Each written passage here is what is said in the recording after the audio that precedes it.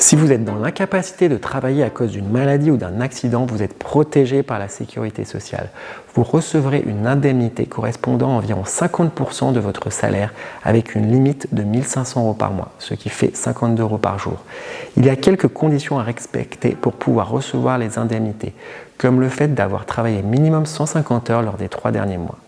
Notez bien que vous ne toucherez ces indemnités que si vous vous versez un salaire et que vous cotisez. Si vous vous payez uniquement en dividendes, vous n'êtes pas couvert. Il faut savoir que l'indemnisation débute après une période d'attente de 3 jours et que les indemnités sont versées pendant un maximum de 360 jours sur une période glissante de 3 ans. Enfin, notez que si votre incapacité est d'origine professionnelle, vous serez mieux indemnisé. Vous trouverez tous les détails dans notre article.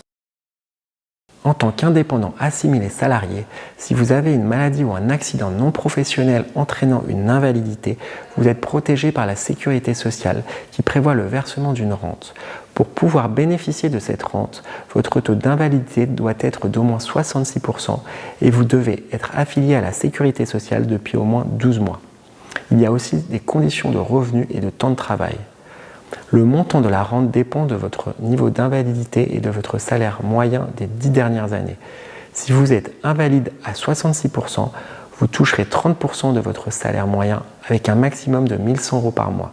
Si vous êtes invalide à 100%, vous toucherez 50% de votre salaire moyen avec un maximum de 1 833 € par mois. Si vous avez besoin de l'aide d'une tierce personne, la rente est majorée de 1 200 € par mois.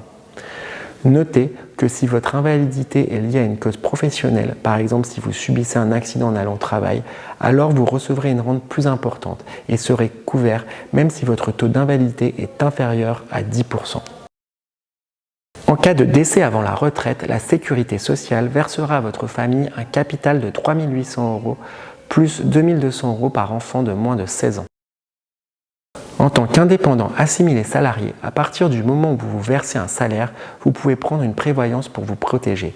Il est possible de passer le coût des cotisations en frais afin de réduire le coût de cette prévoyance.